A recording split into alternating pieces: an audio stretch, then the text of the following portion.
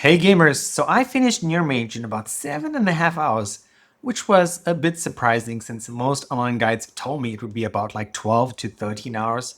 Now, full disclosure, I usually don't even play adventure games. The first game that got me into the genre was Gone Home, which I've mentioned multiple times on the channel. I love that game to bits. But I love the art style, so I'm like, okay, let's give a second adventure game a try.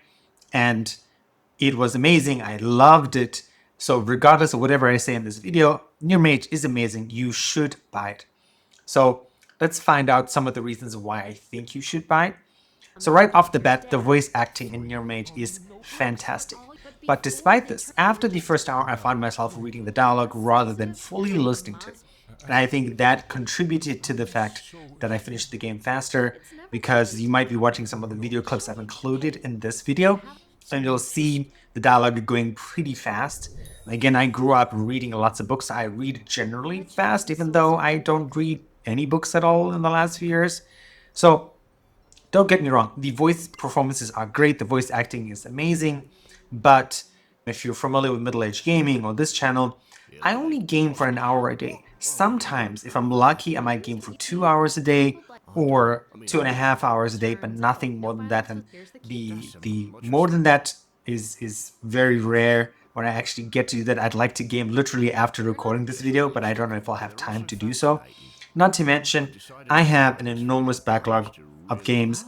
Being 42, turning 43 this year, I've been on Steam for the last 20 years, maybe longer. I don't even remember when Steam actually started.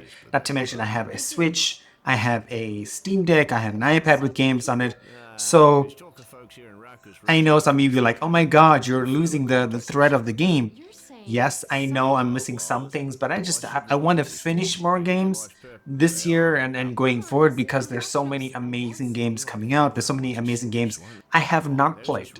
So yes, I think some of you who have maybe a lesser game catalog or have greater time, you'll be able to enjoy the voice acting for this game. For me, I enjoyed it, but after about the first 1.5 hours, 2 hours, I'm like, okay, I really need to go faster.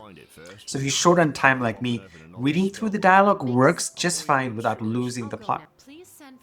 One of my favorite aspects of near-mage was definitely its puzzles. They were engaging, well designed, but thankfully not frustrating at all, because it's refreshing not having to pause the game, whip out my cell phone, and Google solutions like, oh my god, how do you solve this problem? Where is this thing, right? And not even in adventure games. Like, I feel like a lot of games I've played the last 1.5 years, like, I've gotten to a point like, okay, I wish this was easier. I wish there was a way for the game to tell me this without me having to break immersion on the game, whip out my cell phone, and do this. And not to mention, going back to my point of only having 1 hour to play a game, that makes me feel frustrated, and that sometimes leads to me just saying, okay, this game is too difficult or it's too hard to figure out where I need to do, where I need to go, or what I need to do. Let's delete it and never play it. Or in my case, in my Steam catalog, I have a list of games too difficult, and with the headline, games too difficult, never play again. So if you appreciate puzzles that stimulate your brain without causing headaches, near-mage strikes a fantastic balance. The story's ending wasn't overly shocking as well, but honestly, that's fine.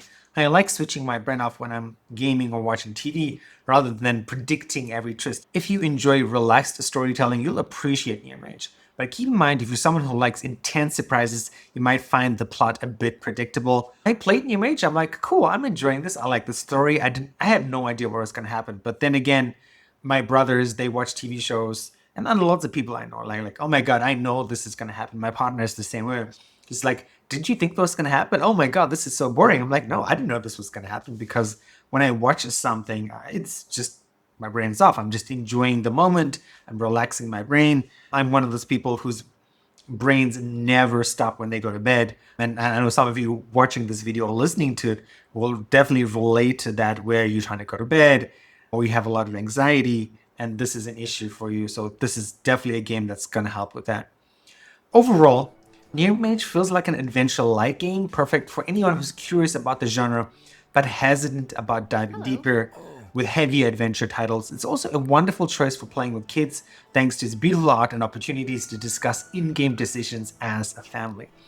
So there's very little, I would say almost none, like adult themes in this game in a sense, right? Where there's nothing like, oh my god, my 13-year-old or my 8-year-old shouldn't be looking at this.